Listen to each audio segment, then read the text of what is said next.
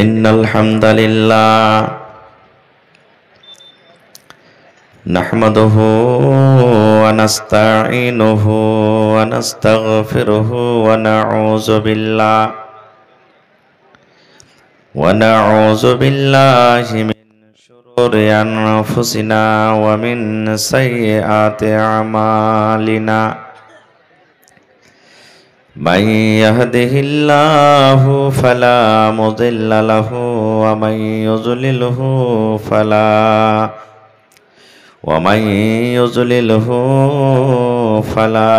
هادي له وأشهد أن لا إله إلا الله وحده لا شريك له وأشهد أن محمدا عبده ورسوله أما بعد فإن خير الحديث كتاب الله وخير الهدي هدي محمد صلى الله عليه وسلم وشر الأمور محدثاتها وكل محدثة بدعة وكل بدعة ضلالة وكل ضلالة في النار. أعوذ بالله من الشيطان الرجيم. بسم الله الرحمن الرحيم. وإذا بشر أحدهم بالأنثى ظل وجهه مسودا وهو كظيم. وقال النبي صلى الله عليه وسلم الدنيا كلها متاع وخير متاع الدنيا المرأة الصالحة.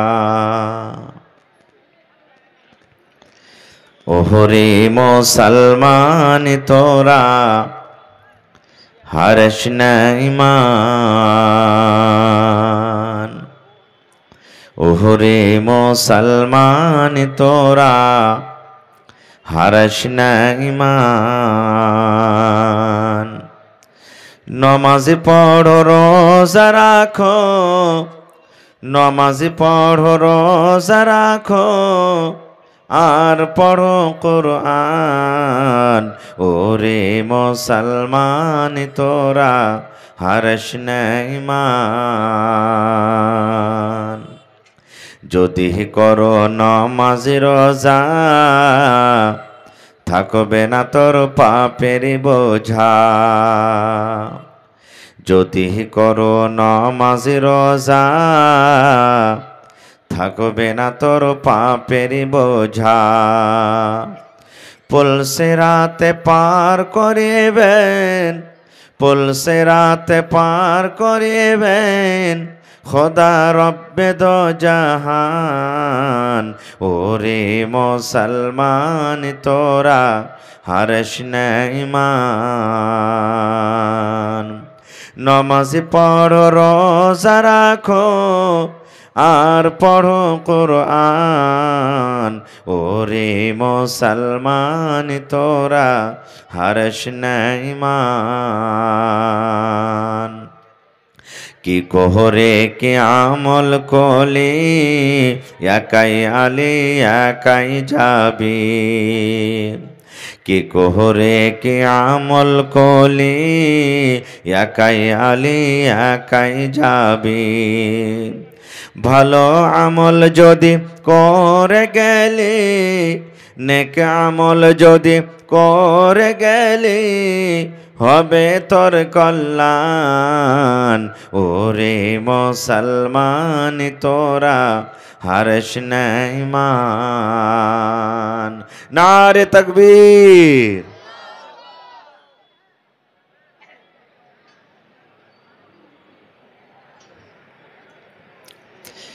আজকে জলসার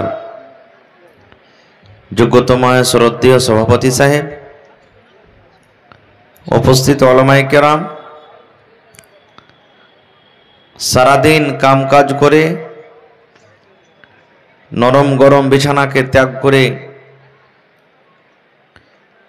সামনে বসে আছেন আমার দিনদার ভাইয়েরা, পর্দানসীন মায়েরা, খালারা। সমস্ত তারিফ ও গুণগান সে মহান আল্লাহ তাবারাক ওয়া তাআলার জন্য, যে মহান আল্লাহ তাবারাক ওয়া তাআলা আজকে আমাদেরকে এই কবরস্থানের জালসার পিন্ডালের তলাতে বসে কিছু বলার ও শোনার তৌফিক দিয়েছেন। তাই আমরা আল্লাহ তাবারাক ওয়া তাআলার প্রশংসা করি। অন্তর থেকে মুহাব্বতের সাথে সকলেই পড়েন আলহামদুলিল্লাহ। জোর করে পড়েন ভাই আলহামদুলিল্লাহ।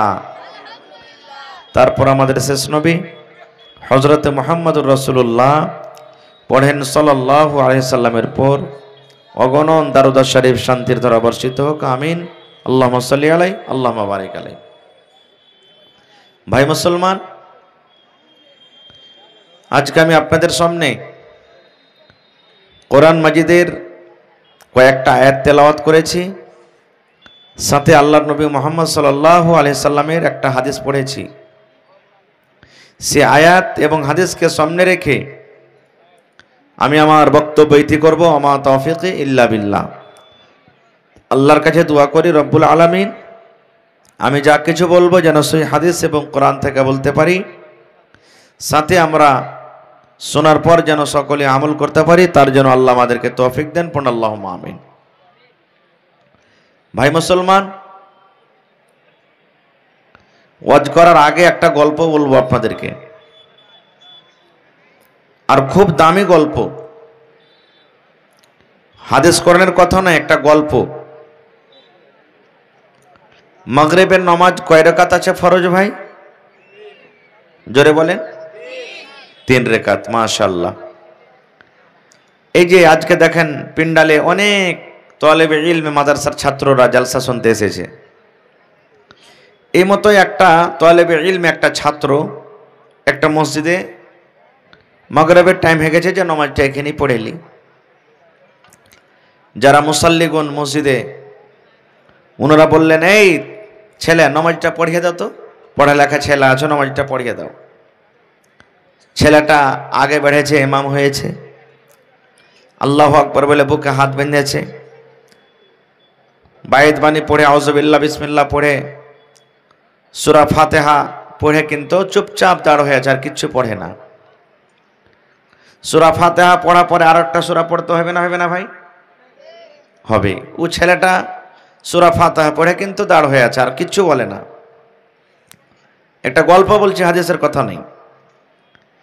কিছু সময় যখন কেটে গেল, কিছুই পড়ে না ছেলেটা, নামাজ আগে বাড়ে না।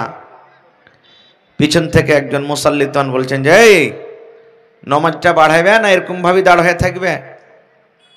আরে আর একটা সূরা পড়ে নামাজটাকে তুমি আগে বাড়াও, রেকাতটাকে পূর্ণ করো। কইছে ভাই রে, ছেলেটা বলছে, ভাই রে আমি কোন সূরা পড়বো তো ভাবা চিন্তা করছি। কইছে বেলা কেমন কথা? বলছে এতটি সূরা আমার মুখস্থ রয়েছে যে কাকে রাজি করব আর কাকে নারাজ করব কিছু ভাবা চিন্তা করতে পারি না। আমি যদি এখন সূরাতুল ফিল পড়ছি তো সূরাতুল মাউন বলবে আমাকে কেন পড়লি না। আমি যদি সূরাতুন নাস পড়ছি, সূরাতুল তিন বলবে যে আমাকে কেন পড়লি না। আমি যদি সূরাতুল লাহাব পড়ছি তো সূরাতুল তারিক পড়বে যে আমাকে কেন পড়লি না। তো কোনটা পড়বো আর কোনটা না পড়বো কিছু ভাবা চিন্তা করতে পারি না। ঠিক আমরা মুসলমান, আমাদের সমাজে, আমাদের এলাকাতে, আমাদের পাড়াতে, আমাদের বাড়িতে এতগুলি শরীয়ত বিরোধী কাজ, বুরাই ঢুকে গেছে যে আজকে কোন বিষয় নিয়ে আলোচনা করব কিছু ভাবা চিন্তা করতে পারা যায় না। আছে না নাই ভাই? আল্লাহুস সামাদ। তো আজকে আপনাদের সামনে আমি কথা রাখবো আল্লাহর এই জমিনে, পৃথিবীতে বর্তমান যুগে সব থেকে সস্তা জিনিস কি? ওর থেকে সস্তা আর মনে হয় দুনিয়াতে কিছু নেই। সব থেকে সস্তা আল্লাহ এবং আল্লাহ রসুল মান দিয়েছেন, সম্মান দিয়েছেন। আল্লাহ এবং আল্লাহ রসুল তার ফজিলত বয়ান করেছেন, তার মার্তাবাকে বাড়িয়ে দিয়েছেন। কিন্তু আমরা মুসলমান তার মান সম্মান দিই না। আমরা বলি যারা ইসলাম জানে না, কোরআন জানে না, হাদিস জানে না, ওরাও বলে যে আল্লাহ তাবারক ওয়া তাআলা তাদেরকে মান সম্মান দেয়নি, সব থেকে সস্তা। একটা আপনি সালাই কিনতে যান ভাই, মাচিস, টাকা লাগবে না লাগবে না? লাগবে। এই যে পানির বোতলটা আপনার খাড়ো হয়ে আছে দেখেন টেবিলের ওপরে, এর দাম কয় টাকা? 20 টাকা, 20 টাকা এর দাম। তাহলে এক গ্লাস পানি মানে এক বোতল পানি যদি আনতে যান তারও টাকা আছে। আপনার আমার মাথাতে যদি ব্যথা হয়, দরদ হয়, জ্বর হয়ে যায়, মেডিকেলে যাব, ভাই আমার মাথাতে ব্যথা হয়েছে আমাকে ওষুধ দেন। গা হাতে ব্যথা করছে, খুব ক্লান্ত হয়ে গেছি সারাদিন কাম কাজ করে, মনটা ভালো লাগে না, একটা ওষুধ দেন আমাকে। টাকা লাগবে না লাগবে না? সুবহানাল্লাহ। ভাইরে মাথাতে যদি ব্যথা হয়, ওই ওষুধ কিনতে যে যদি টাকা লাগে, ওষুধের যদি দাম দিতে হয়, তা আল্লাহ তাবারক ওয়া তাআলা স্ত্রীকে সুকুন বলেছেন আল্লাহ কোরআনে। মহিলাদেরকে বলেছেন যে সুকুন, তোমার বিছানায় আসতে গেলে তুমি আরাম পাইবে, বিছানায় আসতে গেলে তোমার খাস্তানা দূর হয়ে যাবে, তোমার পাঞ্জরে যদি ঘুমায় তোমার বিবি, তোমার মনটা ফ্রি হয়ে যাবে। সুবহানাল্লাহ। এরকম স্ত্রী যখন আমরা বাড়িতে আনি বা এই ধরনের মেয়ে ছেলে যখন দুনিয়াতে আসে, তখন আমরা বলি যে এদের মান সম্মান কিছু নেই। আমরা বেটা ছেলে হয়েছি তো গাছের গোটা হয়ে গেছি। বেটা যদি বাড়িতে খালি হয়ে যায়, খালি মুখে তাপ মানে পাক দিবে, হ্যাঁ এখানে ফোন, ওইখানে ফোন, ওইখানে ফোন, ওইখানে ফোন, যেখানে সেখানে ফোন। আর একবার ওই কি চকটার নাম, উচিতপুর চক, দোকানের মিঠাই যতটি আছে না সবকে মেয়েটা খেলিয়ে দেবে ও। আর বেটি যখন হয়ে গেল, ও কাহ কি আর বলবে না, কাহ কি জানাবে না, লজ্জার কারণে, শরমের কারণে। লোক যখন বলবে হ্যাঁ হ্যাঁ তোর বিবিটার যে ছেলে পেলে হবো হবো হয়েছিল, কি হয়েছে? হ্যাঁ বেটি হয়ে, কি হবে ফের? মানে এমন মুখখানটাকে টেঁড়া করে আমরা বলবো যে মনে হয় মনে মনে উল্টি উল্টি করছে মন, জি হ্যাক হ্যাক করছে। ভাই মুসলমান, তা আজকে সেই সস্তা জিনিসের কথা বলবো, যে জিনিসের আমরা দাম দিই না, মূল্য দিই না, আল্লাহ কত দিয়েছেন। সুবহানাল্লাহ। আল্লাহ তাবারক ওয়া তাআলা কোরআন মাজিদে কত সূরা দিয়েছেন? কথা বলেন একটু, কত সূরা দিয়েছেন? 114 সূরা দিয়েছেন। 114 সূরার মধ্যে একটা সূরার নাম আছে সূরাতুন নিসা। যারা কোরআন পড়ছেন দেখবেন যে বাড়িতে একটা সূরার নাম সূরাতুন নিসা। নিসা মানে মহিলা, নিসা মানে আওরাত, নিসা মানে নারী। আল্লাহ তাবারক ওয়া তাআলা মা খালাদের মান সম্মান এত বাড়িয়ে দিয়েছেন, তাদের নামে কোরআনে একটা সূরার নাম আল্লাহ রেখে দিয়েছেন সূরাতুন নিসা। কিন্তু গোটা কোরআন পড়ে দেখেন সূরাতুর রিজাল বলে কোনো সূরার নাম নেই, সূরাতুর রিজাল বলে কোনো সূরার কোরআনে নাম নেই। তাহলে মা খালাদের মান সম্মানের জন্য এটাই যথেষ্ট যে আল্লাহ তাবারক ওয়া তাআলা তাদের মান সম্মান এত দিয়েছেন কি তাদের নামে কোরআনে একটা সূরা দিয়েছেন সূরাতুন নিসা। আজ থেকে 1400-1450 বছর আগে যে জায়গাতে আমার আপনার নবী মুহাম্মদ সাল্লাল্লাহু আলাইহি সাল্লাম জন্ম নিয়েছিলেন, সেই জায়গার কাহিনী, সেই জায়গার ঘটনা, আহা হা হা কি করতো ওখানকার ইহুদিরা। আজকে মুসলমানের সব থেকে বড় দুশ্মন শত্রু হলো কি ইহুদি।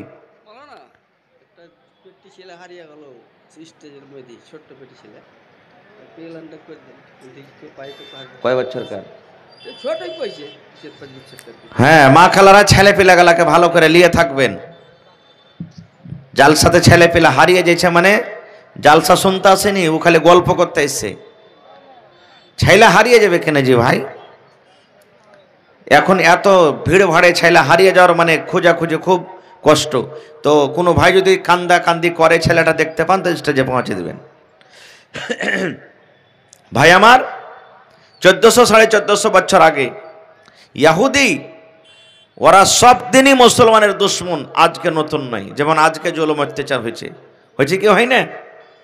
সুবহানাল্লাহ। তো সাহাবায়ে কেরাম নবীকে এসে বলছেন হুজুর একটা কথা শুনেছেন? বলছেন কি জি?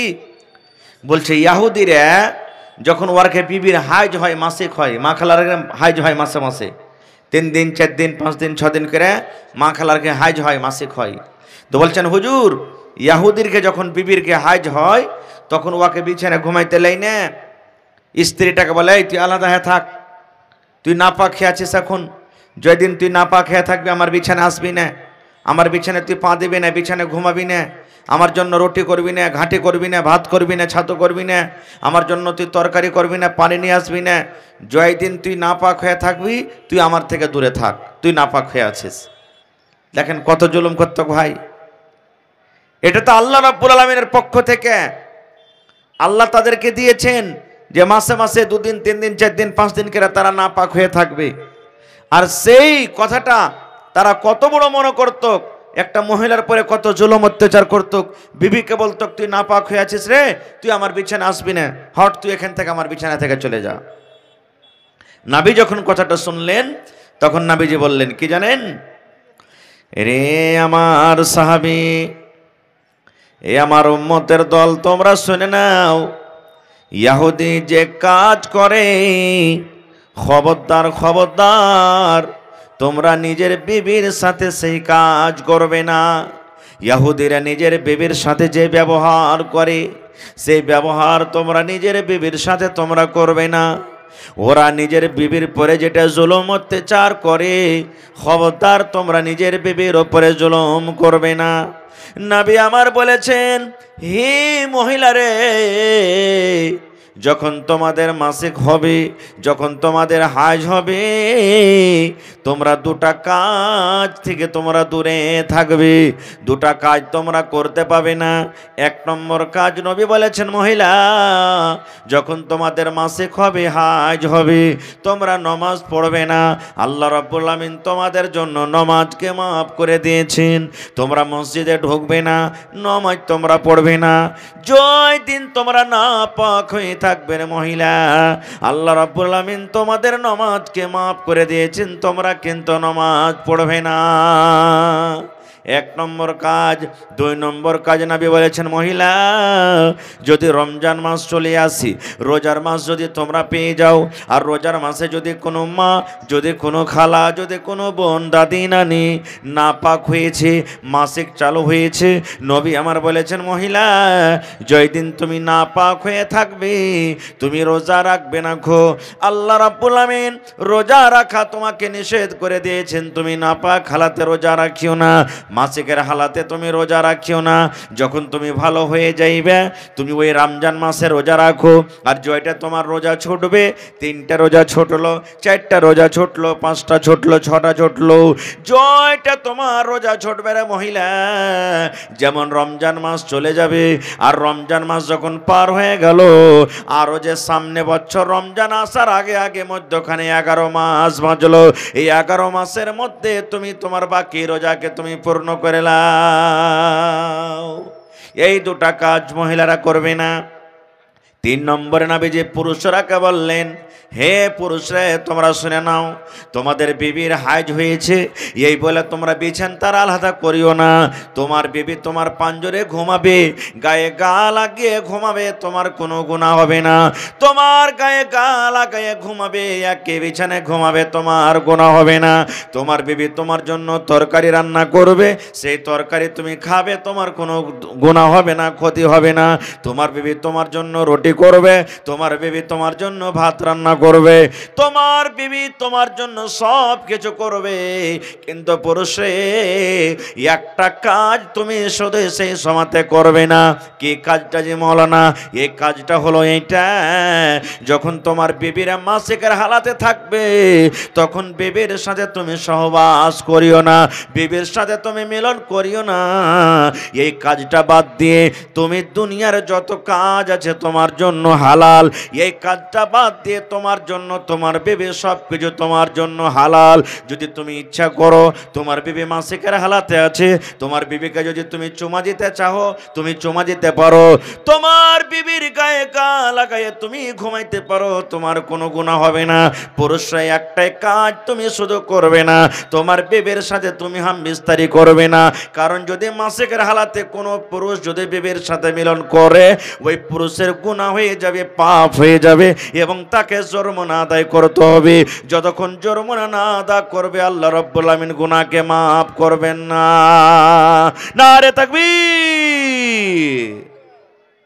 তাহলে যে ইহুদিরা মাসিক হইতে গেলে বিবিকে আলাদা রাখত, তার হাতের খাইতক না, নবী সেটাকে একবারে শেষ করে দিয়ে বলছেন না, এটা হলো একটা মহিলার পরে জুলুম, খবরদার তোমরা জুলুম করিও না, তাদের রান্না বান্না করা খাও, বিছানায় ঘুমাও, তোমাদের কোনো দোষ হবে না কো।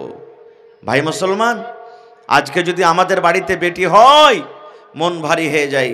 কত ভাই আছে বেবি হসপিটালে আছে, বেবি হসপিটালে বাচ্চা হতে গেছে, শুনেছে যে আমার বহুর কিংবা আমার স্ত্রীর পেট থেকে বেটি হয়েছে, ওই স্ত্রীটাকে ভালো করে আর গল্প করবে না খো, ওই স্ত্রীটাকে বাড়িতে নিয়ে আসবে না, ওকে ভালো মতন খাইতে দিবে না, পিনতে দিবে না, কথাতে কথাতে তোকঝোঁক করবে, শাস্ত্রী আছে ওদিক থেকে ঘোঁচা মারবে, ননদেরা ঘোঁচা মারবে, যা জ্যাঠানি ঘোঁচা মারবে, পড়োশে ঘোঁচা মারবে, আর বলবে এ বেটি বিয়ানি লিসি লাগানি, তুই বেটার মুখ দেখতে পাবি রে মাগি, আল্লাহ তোকে কোনোদিন জীবনে বেটা দিবে না খো, এরকমভাবে তাকে তানা দিয়ে দিয়ে কথা বলবে। বলে না বলে না? আল্লাহ তাবারাক ওয়া তাআলা কোরআনে বলেন, ওয়া ইযা বুশরা আহাদুহুম বিল উনসা যাল্লা ওয়াজহুহু মুসওয়াদ্দান ওয়া হুয়া কাযীম। আল্লাহ রাব্বুল আমিন 1400-1450 বছর আগেকার ঘটনা, মক্কাতে যে ঘটনাটা হতো, আল্লাহ রাব্বুল আমিন বলেন ওই মক্কা নগরে কোনো মানুষ, সব মানুষ নয়, কোনো মানুষ যখন সে কানে শুনতো আমার বেবের পেট থেকে বেটি হয়েছে, বেটা হয়নি, ওরে আল্লাহ, আল্লাহ রাব্বুল আমিন বলেন দুনিয়ার মানুষ রে, ওই বেটির বাপ লজ্জার কারণে, শরমের কারণে নিজের মুখখানটাকে ঢেকে ঢেকে ঢেকে হাঁটতো, লজ্জার কারণে কোনো মানুষের পাঞ্জরে বসতক না, লজ্জার কারণে মুখ কালো হয়ে যায়। এই মনে মনে চিন্তা করত, আয় আল্লাহ কেন তুমি আমাকে বেটি দিলা, আল্লাহ কেন তুমি আমাকে বেটা দিলে না, আল্লাহ যে কে আমাকে শ্বশুর বলবে, আমি কাকে জামাই বলবো, এ রব্বুল আমিন কেন তুমি আল্লাহ আমাকে বেটি দিলে, কেন বেটা দিলে না, এই লজ্জার কারণে, শরমের কারণে ওরে আল্লাহ লোকটা ভালোভাবে বাড়ি থেকে বের হইতক না, দোষ বন্ধুদের পাঞ্জরে বসতক না, লোকেরা যখন সেই রাস্তা দিয়ে হাঁটতুক লোকেরা তাকে তানা দিয়ে দেখে দেখে বলতো, দেখ রে এটা আব্দুল্লাহ চলে যায় বেটির বাপ, এরে এটা হালিম চলে যায় বেটির বাপ, এটা বেটির বাপ চলে যায়, এরকম ভাবে লোকেরা ঘুঁচা দিয়ে দিয়ে কথা বলতো, আর মনে করত, লজ্জা মনে করত বেটি বাড়িতে জন্ম নিতে গেলে। ইমাম বাগাবী রহমতুল্লাহ আলাইহি বলেন, বেটির বয়স যখন 5 বছর 6 বছর 7 বছর যখন হইতো, তখন একটা কোদাল নিয়ে নিত, কাউ কি জানাইতো না কো, ওই বাপ একটা কোদাল নিয়ে চলে যেতেন মাঠে, একবারে জঙ্গলে ময়দানে চলে যেতেন, আর যাওয়ার পর একটা খাল করত, গর্ত করত, খাল করে বাড়ির ভিতরে চলে আসতো, আসা পর তখন বিবিকে বলতো, এই হালেমার মা, জায়েদার মা, জামিলার মা, শুন, কই আমার হালেমা জায়েদা কই? বলছে এই মনে হয় বাড়িতে আছে বা খেলছে বা কিছু হচ্ছে। কি স্বামী কি কথা? এবার সে বাপ বলতো, বিবি রে আমার হালেমাকে তুমি সুন্দর করে নতুন সাজা দাও, আমার হালেমাকে তুমি তেল গোসল দিয়ে দাও, আমার হালেমাকে নতুন জামা কাপড় দিয়ে দাও, কারণ আরবের মেলা কেমন হয়, আরবের মেলা কেমন হয়, আরবের বাজার কেমন লাগে, জীবনে কোনোদিন আমার কলেজার টুকরা হালেমা জায়েদা খালেদা দেখেনি, তুমি সুন্দর করে নতুন সাজিয়ে আমাকে দিয়ে দাও, আমি তাকে মেলা বাজার ঘুরতে আমি নিয়ে যাব। বিবিকে বলতেন এরকম ভাবে, বিবি তো জানে না আমার স্বামী কোন মেলা তাকে ঘুরতে নিয়ে যাবে, কোন বাজারে নিয়ে যাবে। ওরে সুবহানাল্লাহ, মা কিন্তু খুব খুশি, যাই আমার বেটির পরে মনে হয় তার আব্বার ময়া হয়েছে, আর মনে হয় তাকে মারবে না, কিচ্ছু বলবে না, আদর করবে। মেলা ঘুরতে বাজার ঘুরতে যখন নিয়ে যেতে চেয়েছে, এর মানে আমার স্বামী আমার বেটিকে কত আদর করবে। ওরে সুবহানাল্লাহ, মা কিন্তু জানে না কোন মেলা ঘুরতে নিয়ে যাবে, কোন বাজার ঘুরতে নিয়ে যাবে। মা সুন্দর করে মেয়েকে গোসল দিয়ে নতুন জামা কাপড় দিয়ে তেল কাজল দিয়ে আব্বার হাতে তুলে যেতেন। ইমাম বাগাবী রাহমাতুল্লাহ আলাইহি বলেন, হাত কান ধরে হাঁটতে হাঁটতে হাঁটতে হাঁটতে ওই জঙ্গলে বা ওই ময়দানের দিকে চলে যেতেন যে জায়গাতে বেটিকে দফন করব বলে গর্ত করে এসেছিলেন। চলে যেতেন ওই জায়গাতে যেখানে গর্ত করে এসেছিলেন। এবার হাঁটতে হাঁটতে যখন হাঁটতে হাঁটতে গর্তর পাঞ্জরে পৌঁছে যাওয়া, এবার বেটি বলতো, আব্বা গো, এইখানে কোনো বাড়ি নাই, কোনো দোকান নাই, কোনো মানুষজন কিছু নাই, কোথায় আপনি আমাকে নিয়ে যাবেন? আব্বা বলতো, বেটি রে, এই মাঠের পর, এই ময়দানের পর একটা সুন্দর মার্কেট আছে, বাজার আছে রে, কলেজার টুকরা, সেই বাজারে তোমাকে নিয়ে যাব। হাইরে মাসুম বাচ্চি, ও তো জানে না কোন মেলা আমার আব্বা জান আমাকে নিয়ে যাবে।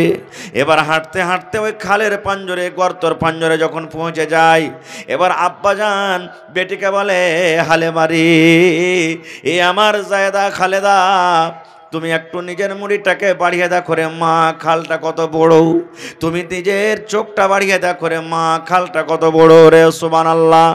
যেমনই কলেজের টুকরা নিজের মাথা কানটাকে বাড়িয়ে যেমন গর্তর দিকে তাকা, আব্বাজান পিছন থেকে হঠাৎ করে এমন জোর করে তাকে একটা ধাক্কা দিল। ধাক্কা দেওয়ার সাথে সাথে কলেজার টুকরা মেয়ে কিন্তু খালে পড়ে যায়। যেমনই খালে পড়ে গেল, এবার খালে পড়ে তখন বলছে, আব্বা গো, তুমি কেন আমাকে গর্ততে ধাক্কা দিলে? আব্বা গো, কি অপরাধ করেছি, কি আমি দোষ করেছি, তুমি আমাকে গর্ততে ফেলে দিলে? আব্বা বলতো, বেটি রে, জীবনের মতো তুমি আজকে আমাকে আব্বা আব্বা বলে ডেকে নাও, জীবনের মতো মাকে মা মা মা মা বলে ডেকে নাও, জীবনের মতো তুমি মাথার ওপরে আকাশটাকে দেখে নাও। আজকের পর তুমি আমাকে আব্বার বলে ডাকতে পাবে না, মাকে মা মা বলে তো ডাকতে পাবে না, কারণ তোমাকে আজকে আমি এই মাটির ভিতরে, এই গর্তর ভিতরে তোমাকে আমি দফন করে চলে যাব। বেটি যখন কথাটা শুনত, বেটি কাঁদছে, চোখ দিয়ে পানি ঝরছে, আর বলছে, আব্বা গো, আমি কি অপরাধ করেছি গো আব্বা, আপনি আমার হায়াতটাকে শেষ করে দিবেন? আমি কি জুলুম করেছি আপনার ওপরে, কি আমি ক্ষতি করেছি, আপনি আমাকে দফন করে চলে যাবেন? বলছে, বেটি রে, যেদিন থেকে তুই দুনিয়াতে এসেছিস রে মা, আমি লজ্জার কারণে বাড়িতে আমি থাকতে পারি না, গ্রামে আমি হাঁটতে পারি না, আমি 10 বন্ধুর সামনে আমি বসতে পারি না। যদি আমি গ্রামে হাঁটে যাই, লোকরা আমাকে তানা দিয়ে দিয়ে, ঘোঁচা দিয়ে দিয়ে কথা বলে। এই জন্য তোমাকে আর দুনিয়াতে আমি রাখবো না, তোমাকে আমি এই গর্তর ভেতরে, খালের ভেতরে তোমাকে দফন করে চলে যাব। ইমাম বাগাবী রাহমাতুল্লাহ আলাইহি বলেন, ওরে সুবহানাল্লাহ। ওই কলেজার টুকরা বলতো, আব্বা গো, জীবনে কোনোদিন আপনার বাড়ি আর ঘুরে যাব না, মাকে মা মা মা বলে আর ডাকবো না, আপনাকে আব্বা বলে আর ডাকবো না। আমার 2 চোখ যেদিকে যাবে আমি চলে যাব, জীবনটা কাটিয়ে দেব। আমি আপনার বাড়িতে ঘুরে যাব না, আমি আমার কারণে যদি আপনি লজ্জা পান, আমি আপনার বাড়িতে যাব না। যেদিকে আমার চোখ যাবে আমি চলে যাব, কিন্তু দয়া করে আব্বা তুমি আমাকে গর্ত থেকে উঠাইয়া নাও। এরকম ভাবে মেয়ে খালে পড়ে পড়ে, গর্ততে পড়ে পড়ে কাঁদতে থাকতো। হায়রে আব্বা জান একটাও কথা না বলে ওই জিন্দা জীবিত বেটিকে ওই খালের ভেতরে, গর্তর ভেতরে দফন করে বাড়িতে চলে যেত। নবী যখন আমার শুনলেন মানুষরা নিজের বেটিকে এরকম ভাবে দফন করে, নবী যখন আমার শুনলেন মানুষরা নিজের বেটিকে জিন্দা দফন করে জমিনে পুঁতে চলে আসে, আল্লাহ রাসূল বলেছেন, হে বেটির বাবা, তোমরা শোনো রে, আজকে যত পিন্ডালে আছেন, কত মানুষের বেটি আছে বাড়িতে, কোনো মানুষের একটা আছে, কোনো মানুষের 2টা আছে, কোনো মানুষের 5টা আছে, এরকম করে করে পাড়ায় মানুষের বেটি আছে। বেটির বাপ শোনেন, সহিহ হাদিস নবী আমার বলেছেন, আল্লাহ রাব্বুল আমিন 2টা মেয়ে দিয়ে যাকে পরীক্ষা করেছেন, আল্লাহ রাব্বুল আমিন 2টা বেটি দিয়ে যাকে পরীক্ষা করেছেন, হাদিসে 2টার কথা আছে, 2টা হোক, 1টা হোক, 3টা হোক, 5টা হোক, আল্লাহর নবী বলেছেন, উম্মত, আল্লাহ রাব্বুল আমিন যাকে মেয়ে দান করেছেন, বেটি দান করেছেন, আর বেটি পেয়ে যদি মুখখানটাকে ভারী না করি, যদি বেটি যখন বড় হলো তাকে তেল কাজল দিয়ে সুন্দর করে পড়িয়ে লেখে শক্তি হিসাবে একটা ভালো ভালো জামাই, একটা ভালো বাড়ি দেখে যদি বিয়ে দিতে পারে, নবী আমার বলেছেন বেটির বাবা আর আমি নবী জান্নাতের ভিতরে থাকবো। কেমন হয়ে জান্নাতে থাকবো? নবী আমার দুটা অঙ্গল দুটা লোককে ইশারা করে বলছেন, হে বেটির বাপ তোমরা শোনো রে, এই দুটা লোক যেমন পাশাপাশি হয়ে আছে, আমি নবী আর ওই বেটির বাবা জান্নাতের ভিতরে পাশাপাশি হয়ে থাকবো। নারে তাকবীর, সুবহানাল্লাহ। তাহলে দেখেন যে এই জিনিসটাকে আমরা সস্তা মনে করি, যার মান সম্মান আমরা দিনে, নবী বলেছেন ওই বেটির বাপ আর আমি নবী জান্নাতে পাশাপাশি হয়ে থাকবো। কত পাশাপাশি হয়ে থাকবো? যেমন এই দুটা লোক পাশাপাশি হয়ে আছে, আমি নবী আর ওই বেটির বাবা জান্নাতে একবারে পাশাপাশি হয়ে থাকবো। তাহলে মন ভারী করবেন? আর জোরে বলেন মন ভারী করবেন? আল্লাহ কোরআনে বলছেন সূরাতুশ শূরাতে, দুনিয়ার মানুষ, আমি আল্লাহ তাআলা যাকে ইচ্ছা করি বেটা দান করি, আমি আল্লাহ তাআলা যাকে ইচ্ছা করি বেটি দান করি, আমি আল্লাহ যাকে ইচ্ছা করি বেটা বেটি দুটাই দান করি, আমি আল্লাহ যাকে ইচ্ছা করি তাকে বাঁধ করে রাখছি। এরকম দুনিয়াতে মানুষ আছে 7টা 8টা 10টা বেটা হয়ে গেছে, এই মনে হয় বেটি হবে, এই মনে হয় বেটি হবে, এই মনে হয় বেটি হবে, কিন্তু একটা বেটি নেই, শুধু বেটা। এরকম আছে না নাই?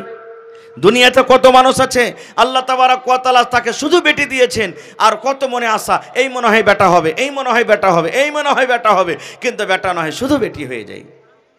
কত মানুষ দুনিয়াতে এমন আছে যে আল্লাহ তাআলা বেটা বেটি দুটাই দান করেছেন। কত মানুষ এমন আছে কত ওষুধ পানি কত কি করে শেষ করলো, কিন্তু একটাও সন্তান হলো না গো, আল্লাহ তাকে বাঁধ করে রাখলেন। আর যদি কোনো বিচার সালিসে বসে যদি তার মুখ দিয়ে কোনো কথা বার হয়, আমরা কি বলি? শালা তোর ময়া দয়া নাইবে তোর বুকে বে, তুই একবারই পাথর দিন ওই লেগে শালা আল্লাহ তোকে কোনো বেটা বেটি দেয়নি, তুই সোহাগাদর জানিস না তুই। এই কথাটাই আমরা বলবো। ভাইরে, আমার কাছে একটা বই আছে সুনহেরি আওরাক, ওয়াতি লিখছেন আব্দুল মালিক মুজাহিদ মুসান্নিফের, উনি লিখছেন একটা ঘটনা যে আল্লাহ তাবারক ওয়া তাআলা যে মানুষকে জান্নাত দিবেন, তো জান্নাতের ভিতরে 8টা দরজা আছে। কয়টা দরজা? কথা বলেন, কয়টা দরজা আছে? আর আল্লাহ তাআলা জাহান্নামে যে মানুষকে দিবে, তো জাহান্নামে যাওয়ার জন্য 7টা দরজা আছে। কয়টা দরজা? 7। তো জান্নাতের দরজা বেশি না জাহান্নামের দরজা বেশি? কথা বলেন। জান্নাতের দরজা বেশি, জাহান্নামের দুয়ার 7টা। এবার একটা লোক ছিল, ওর প্রথমে একটা বেটি হলো, মনে মনে ভাবলো মনে হয় বেকার বেটা হবে, কিন্তু না, আবার বেটি হলো। 3 নম্বরে আবার বেটি হলো, 4 নম্বরে আবার বেটি হলো, 5 নম্বরে আবার বেটি হলো, 6 নম্বরে আবার বেটি হলো। মন খারাপ ওর, স্ত্রীকে বলছে, এই শুন, তোকে আর বিছানে লিব না রে, বেটার মুখ তুই আমাকে দেখাবি না, তুই তোর বেটি কোটাকে সবটি লে আর লে নামতে সোঁপ পড়ে শুয়ে থাক। তেল কাজল দেওয়া বন্ধ হয়ে গেল, ফেস পাউডার দেওয়া বন্ধ হয়ে গেল, চিরুনি বন্ধ হয়ে গেল, সাবুন দেওয়া বন্ধ হয়ে গেল। মন খারাপ ওই লোকটার বেটির বাপের, যে তোর বেটি রেখে নিয়ে তুই নামতে থাক, তোর মতন বিবিকে আমি বিছানে নেব না খো। তার 6টা বেটি, একটা নাতে এক লাগাতার 6টা বেটি। একদিনকার ঘটনা, ওই বইয়ে লিখছেন একদিনকার ঘটনা, ওই বেটির বাপ স্বপন দেখছে যে আমি মরে গেছি, আমার মত হয়ে গেছে। আমরা স্বপন দেখি না ভাই? বিয়ের বাড়িতে জানদারসা খাচ্ছি, মাঠে কাম করছি, দোকানে নাস্তা করছি, এই ধরনের লোকটা স্বপন দেখছে যে আমি মরে গেছি। এবার মনে মনে বলছে, আরে ঠিকই আমি মরে গেছি নাকি। একটু পর তখন দেখছে একটা লোক তার কাছে চলে এসছে, আসা পর তখন ওরা হাত খানটাকে ধরে টানছে, চলো। বেটির বাপ বলছে, তুমি আমাকে কোথায় নিয়ে যাবে? বলছে যে তোমাকে জাহান্নামের ভিতরে নিয়ে যাব। তখন ওর মনে হলো যে আসলেই আমি মরে গেছি, কারণ মানুষের জান্নাত জাহান্নাম মরার পর না হইবে, ওর বিশ্বাস থাকলো আসলে আমি মরে গেছি। এবার শোনেন মজার ঘটনা। ওরে সুবহানাল্লাহ, এবার লোকটাকে জাহান্নামের ফেরেশতা যখন হাত কান ধরে টানতে টানতে টানতে জাহান্নামের প্রথম গেট, প্রথম দুয়ারের দিকে নিয়ে যেতে শুরু করেছেন, ওই লোকটার 6টা বেটি, বড় বেটি দৌড়াতে দৌড়াতে দৌড়াতে দৌড়াতে দৌড়াতে দৌড়াতে এরকমভাবে জাহান্নামের প্রথম গেটের সামনে হাত বাড়িয়ে দাঁড় হয়ে গেছেন। এবার জাহান্নামের ফেরেশতা বলছেন, হে আল্লাহর বান্দে, তুমি কে? তুমি কেন আমাদের আগাতে দাঁড় হয়েছো? কেন তুমি হাত দিয়ে তুমি ঘিরে নিলে? কে ব্যাপারটা, কে তুমি? এবার বলছেন, এই জাহান্নামের ফেরেশতা, এটা আমার আব্বা জান, আমরা হলাম 6টা বেটি। আমার আব্বা জানেন আমি প্রথম বেটি, বড় বেটি। আমার আব্বা জান আমাদের চোখের সামনে জাহান্নামের ভিতরে যাবে রে, আমি বেটি হয়ে সহ্য করতে পারবো না, আমি বেটি হয়ে সহ্য করতে পারবো না। এই জন্য জাহান্নামের ফেরেশতা এই গেট দিয়ে আমার আব্বাকে আমি জাহান্নামের ভিতরে আমি যেতে দেব না।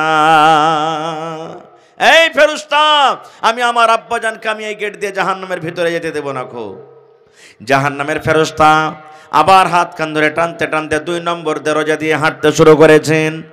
2 নম্বর বেটি, মাঝো বেটি দৌড়াতে দৌড়াতে হাজির। হে জাহান্নামের ফেরেশতা রে, আমি আব্বার 2 নম্বর বেটি, আমি আব্বার 2 নম্বর বেটি, মাঝো বেটি। আমার চোখের সামনে আমার আব্বা জাহান্নামের ভেতরে যাবে, আমি তার বেটি সহ্য করতে পারবো না। এই জন্য জাহান্নামের ফেরেশতা রে, আমার আব্বা জানকে আমি এই গেট দিয়ে জাহান্নামের ভেতরে আমি যেতে দেব না। ইমাম সুবহানাল্লাহ। এবার মুসান্নিফ বলছেন সেই কিতাবি 3 নম্বর গেটে 3 নম্বর বেটি হাজির হয়ে গেল, 4 নম্বর গেটে 4 নম্বর বেটি হাজির হয়ে গেল, 5 নম্বর গেটে 5 নম্বর বেটি হাজির হয়ে গেল, 6 নম্বর গেটে 6 নম্বর মেয়ে কলেজার টুকরা হাজির হয়ে গেল। এই জাহান্নামের ফেরেশতা, আমি আব্বার 6 নম্বর মেয়ে, 6 নম্বর বেটি, আমি আমার আব্বা জানকে জাহান্নামের ভিতরে আমি যেতে দেব না। কয়টা গেট বাঁচলো জি ভাইয়ার? কয়টা বাঁচলো? একটা কিন্তু এখন আছে, আর ওর বেটি আছে, আর বেটি নাই আর। এবার 6 নম্বর গেট থেকে যখন বেঁচে গেল, ওই বেটির বাপের চোখ দিয়ে ঝরঝর ঝরঝর ঝরঝর করে পানি ঝরতে শুরু হয়েছে। বেটির বাপ কিন্তু কাঁদতে শুরু করেছে। এবার জাহান্নামের ফেরেশতা তখন বলছেন, আল্লাহর বান্দা তুমি কাঁদো কেন? এখনো তুমি জাহান্নামের ভিতরে যাওনি রে, এখনো জাহান্নামের তুমি মজা খাওনি, কি কারণে তুমি কাঁদো? তোমার চোখে কেন পানি? এবার কাঁদতে কাঁদতে বলছে জাহান্নামের ফেরেশতা রে, এখনো আমি জাহান্নামের ভিতরে যাইনি, এখনো আমি জাহান্নামের মজা পাইনি, জাহান্নামের শাস্তি আমি পাইনি, কিন্তু এই জন্য কান্দে রে ফেরেশতা, আজকে আমাকে 7 নম্বর গেট থেকে আমাকে কে বাঁচাবে? আল্লাহর কাছে দোয়া করছেন, আল্লাহ তুমি আর যদি আমাকে আর একটা বেটি দিতে। আল্লাহ 6টা বেটি আমাকে 6 নম্বর গেট থেকে বাঁচিয়ে নিল, আর একটা দরজা একটা গেট বেঁচে গেছে। আল্লাহ যদি আজকে আমার আর একটা বেটি থাকতো, আমি 7 নম্বর গেট থেকে আমি বেঁচে যাইতাম। কে আমাকে বাঁচাবে 7 নম্বর দুয়ার থেকে? এই জন্য আমি কাঁদছি। এই কাঁদতে কাঁদতে তার স্বপ্ন কিন্তু ভেঙে গেল। ছোট্ট করে বলছি ঘটনা, স্বপ্ন ভেঙে গেল। এবার স্বপ্ন যখন ভেঙেছে দেখছে আরে রাত মোটামুটি 12, 1, 2টা রাত।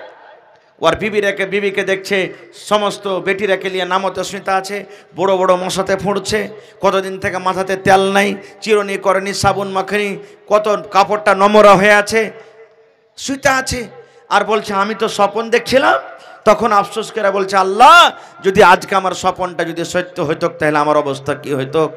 এবার চোখ দিয়ে পানি ঝরছে, কাঁদতে কাঁদতে বিবিকে নিন্দের হালাতে, ঘুমের হালাতে তুলে বিছানে রাখলেন, সমস্ত বেটি রেখে রাখলেন। ঠিক ফজরের টাইমে, ফজরের সময়তে মুয়াজ্জিন সাহেব যখন আজান দিয়ে দিয়েছে, আজান দেওয়ার সাথে সাথে বিবির চোখ খুলে গেছে। বিবি তখন এবার চোখটা খুলে দেখছে, হারে আমার বিছান তো ছিল নামতে, কেমন করে আমি পালঙ্গের ওপরে এলাম?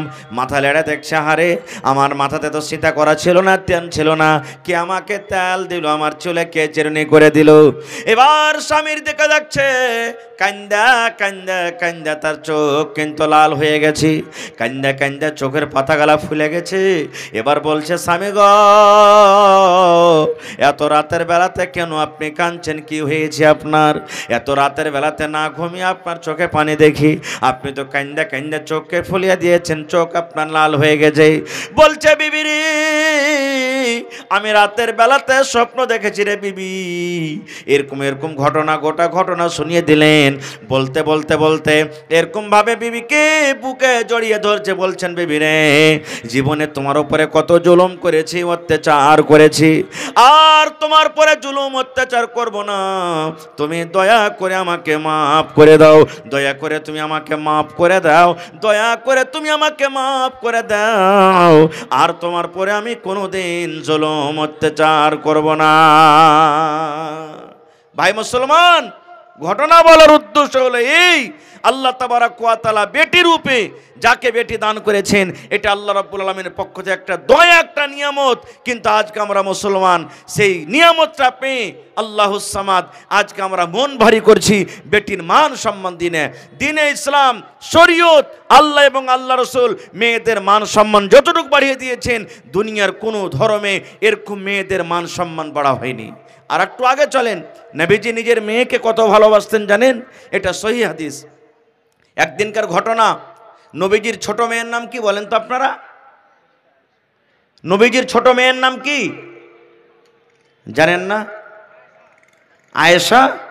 নাউজুবিল্লাহ। আয়েশা হলো বিবির নাম। নবীজির ছোট বেটির নাম হলো ফাতেমা রাদিয়াল্লাহু তাআলা আনহা, সব থেকে ছোট বেটি, কলিজার টুকরা। একদিনকার ঘটনা, নিজের স্বামীর বাড়ি থেকে, স্বামীর নাম কি হযরত আলী রাদিয়াল্লাহু তাআলা আনহু, নিজের স্বামীর বাড়ি থেকে আব্বার কাছে গেছেন একটা গোলাম চাহার জন্য, নেওয়ার জন্য, একটা দাসের জন্য চলে গেছেন। যেই টাইমে, যে সময়তে নবীজির বাড়ি গেলেন কে? বেটি ফাতেমা। ওই টাইমে কিন্তু নবীজি বাড়িতে নেই, কোনো কামে কাজে বা দাওয়াতের তাবলীগের কামে গেছেন। মা ফাতেমা জিজ্ঞাসা করছেন কাকে? নিজের মা, এটা সতার মা আয়েশা রাদিয়াল্লাহু তাআলা আনহাকে, যে মা আব্বাজান বাড়িতে নেই। বলছেন না রে বেটি, তোমার আব্বাজান দাওয়াতের কামে, তাবলীগের কামে গেছে। কি খবর, কি কথা নিয়ে এসেছো বলো? বলছে না, আব্বা থাকলে কিন্তু বলতাম, জায়গা আবার কোনো সময়তে বলবো। বলছে বলো না, তোমার আব্বা আসবে তখন আমি বলে দেব। মা আয়েশা বলছেন যে তোমার আব্বা আসবে তখন বলে দেব, কি কথা বলো? বলছে না, পরে বলবো। আর বললেন না, চলে গেলেন নিজের বাড়ি। দেখেন, এই আমার মায়েরা, খালারা, যারা পর্দাতে আছেন, পিন্ডালে বসে আছেন, শুনেন। আব্বার বাড়ি গেলেন ফাতেমা আব্বার সাথে দেখা করার জন্য, নবীর সাথে দেখা করার জন্য। দেখা হলো না। এটা বললেন না যে আচ্ছা 1 ঘন্টা থেকে যাই, 2 ঘন্টা থেকে যাই, এই বেলাখান থেকে যাই, আব্বা আসবে তখন দেখা করে যাব না।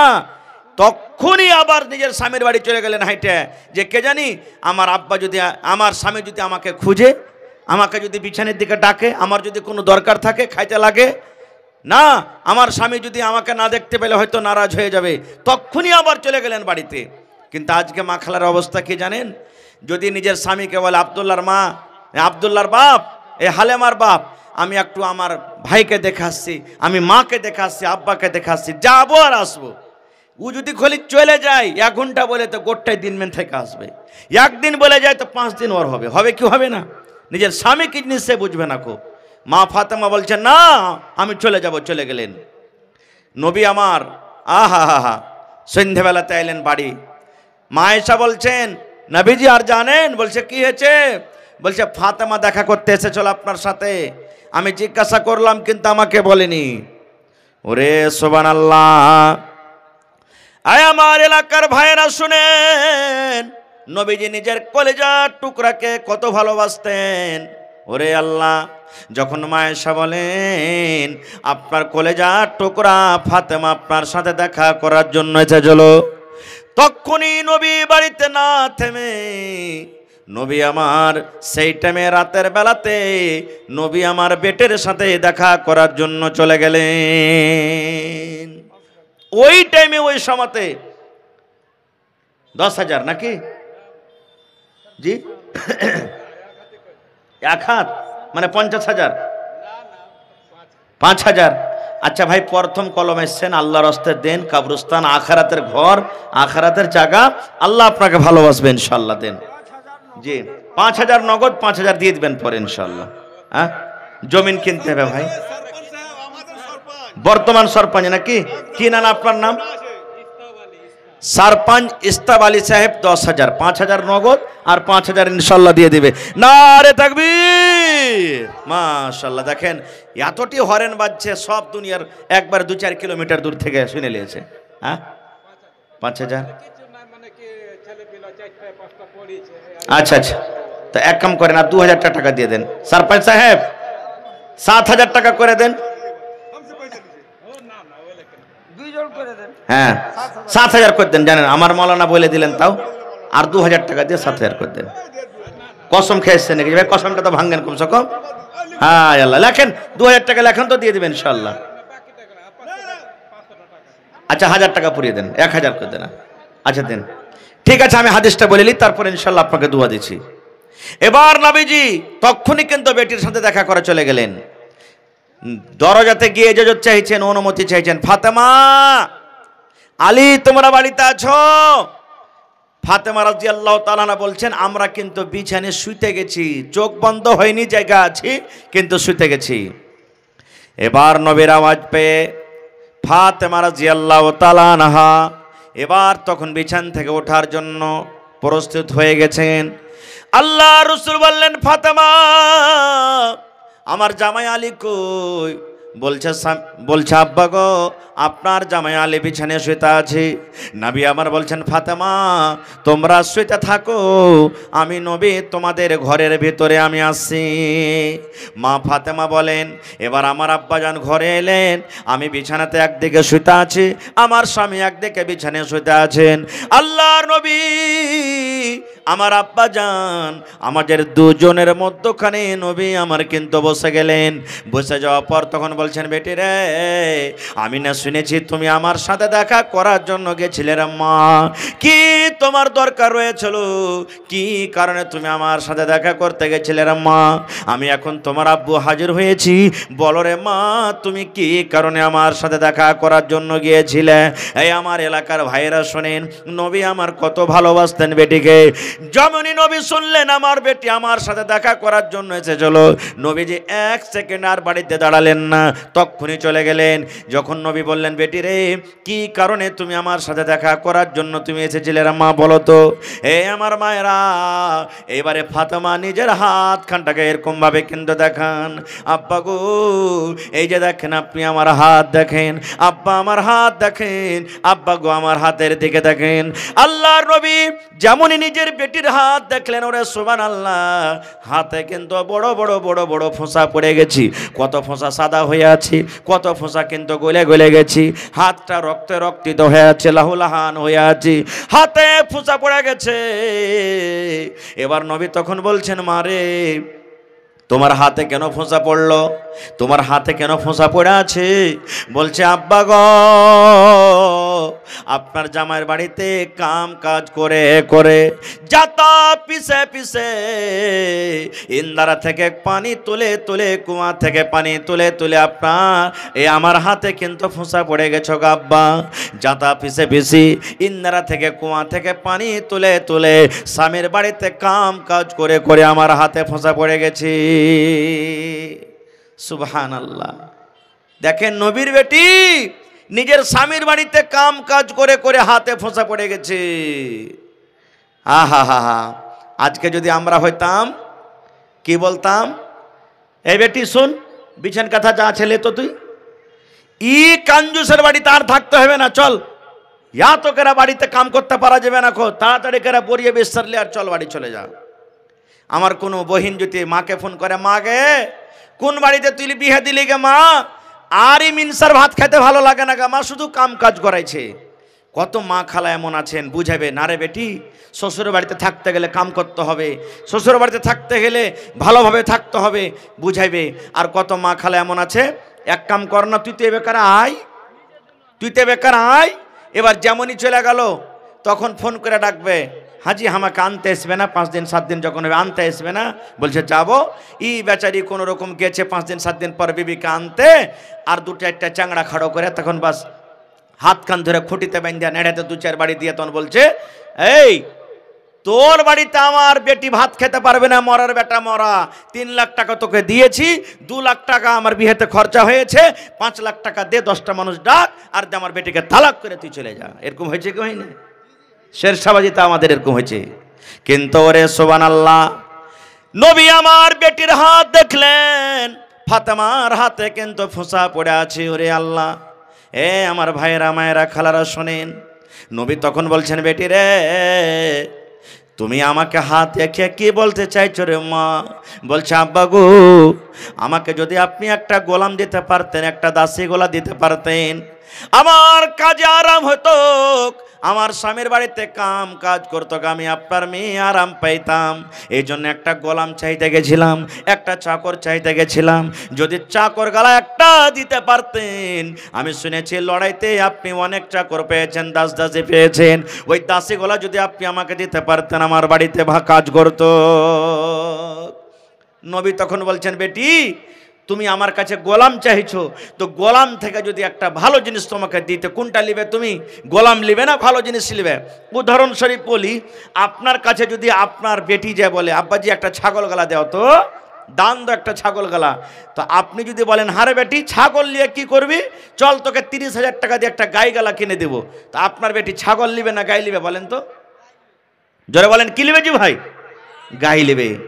আমার নবী বলছেন, বেটি রে, তুমি আমার কাছে গোলাম চেয়েছ রে মা, তাইলে গোলাম থেকে ভালো জিনিস দিলে তুমি সেটা নিবে কি নিবে না?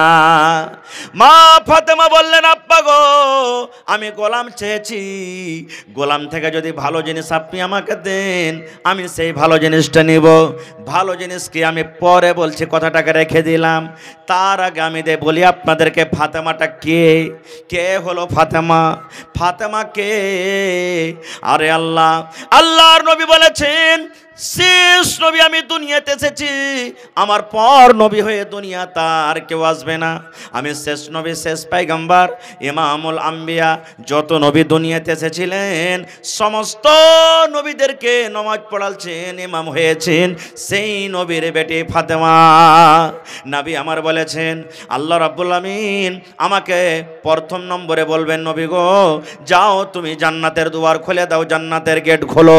আল্লাহ রাসূল বলেছেন, আমি শেষের বেলাতে এসেছি, কিন্তু ওরে সুবহানাল্লাহ, আমি নবী সর্বপ্রথম জান্নাতের দুয়ার খুলব, আর আমার উম্মত হিসাব কিতাব করে যতক্ষণ পর্যন্ত জান্নাতের ভিতরে না যাবে, অতক্ষণ পর্যন্ত কোনো নবীর উম্মত জান্নাতের ভিতরে যেতে পারবে না। এরকম নবীর বেটি ফাতেমা নিজের স্বামীর বাড়িতে কাম কাজ করে করে হাতে ফোঁসা পড়ে যেত। আর ফাতেমাকে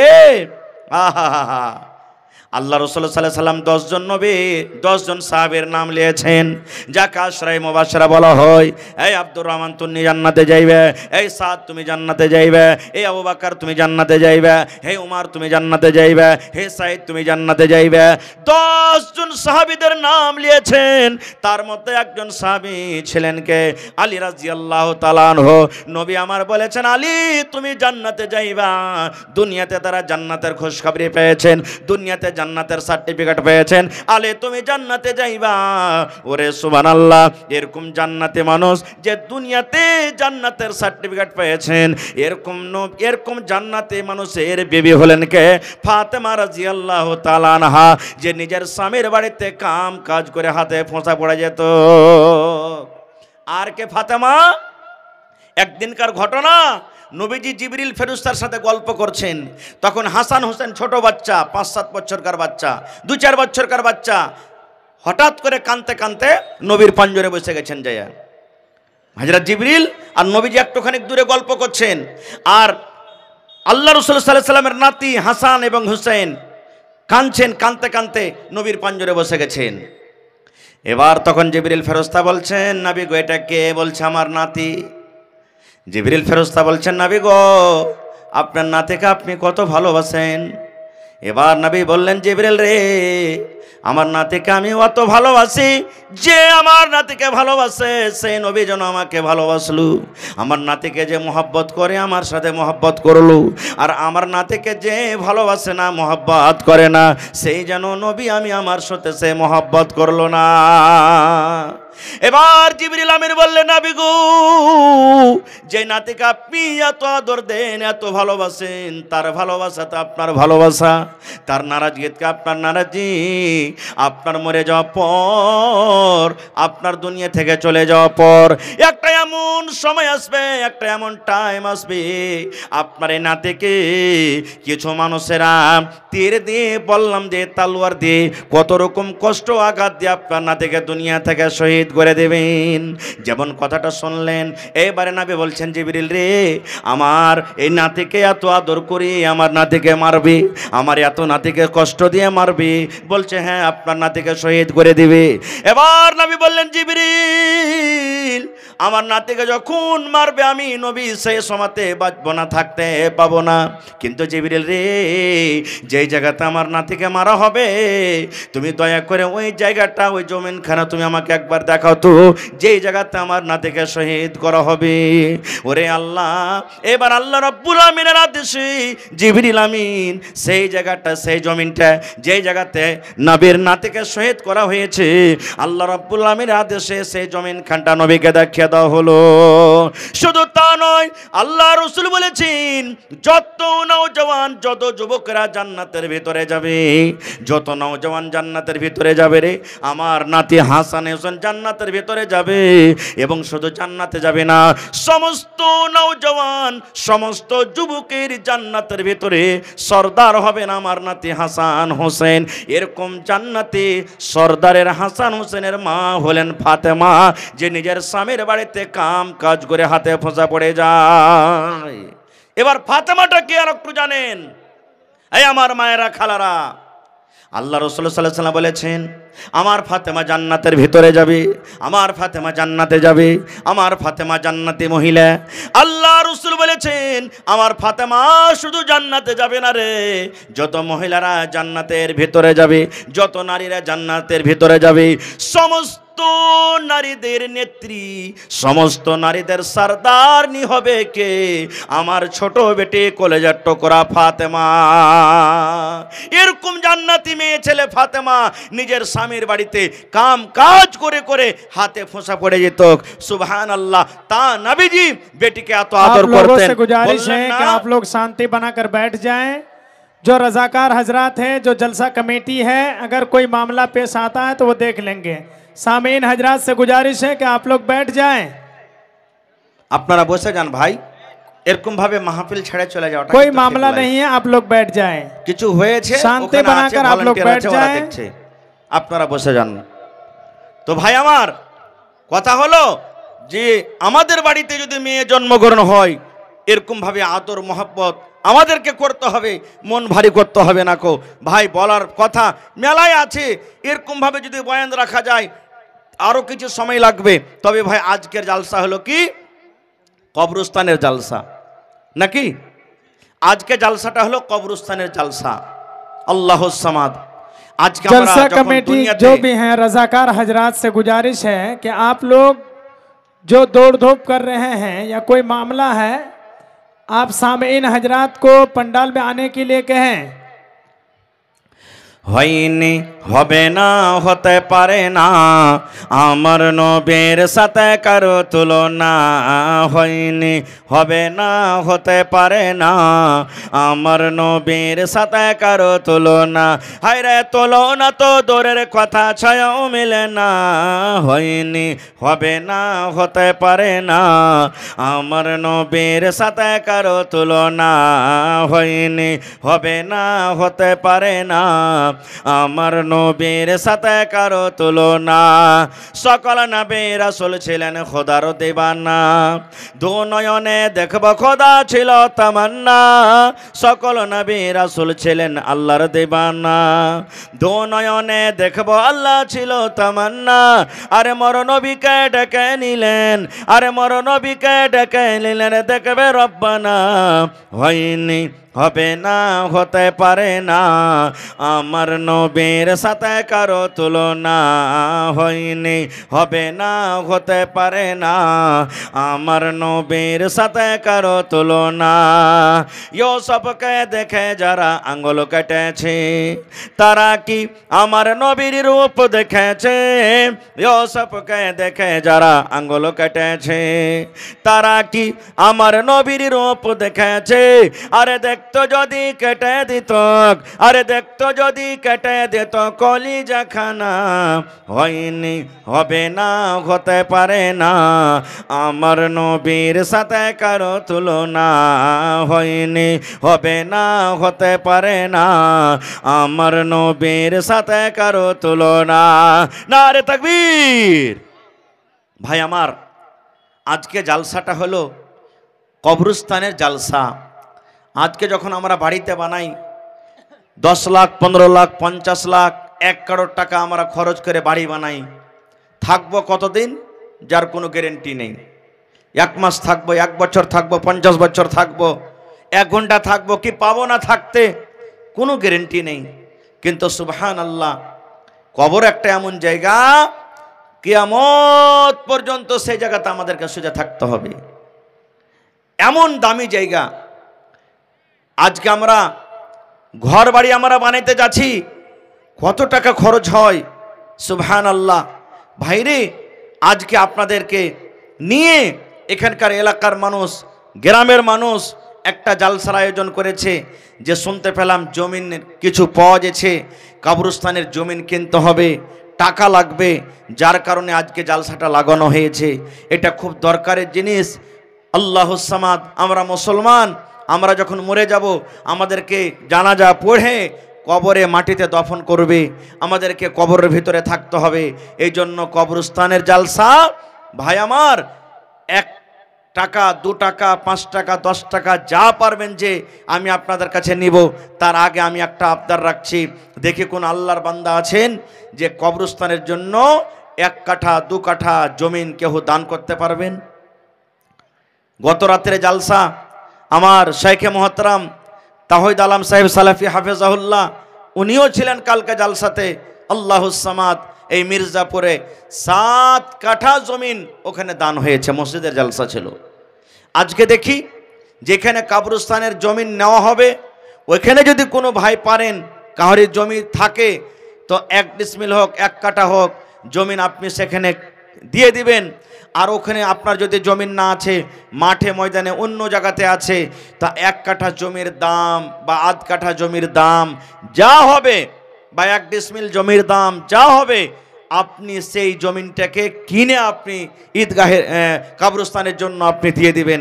তো দেখি কোন আল্লাহর বান্দা আছেন আজকে জালসাতে 1 কাঠা কিংবা 2 কাঠা কিংবা 1 ডিসমিল জমিন দান করতে পারবেন, কিংবা 50,000 টাকা একটা লোক দান করতে পারবেন।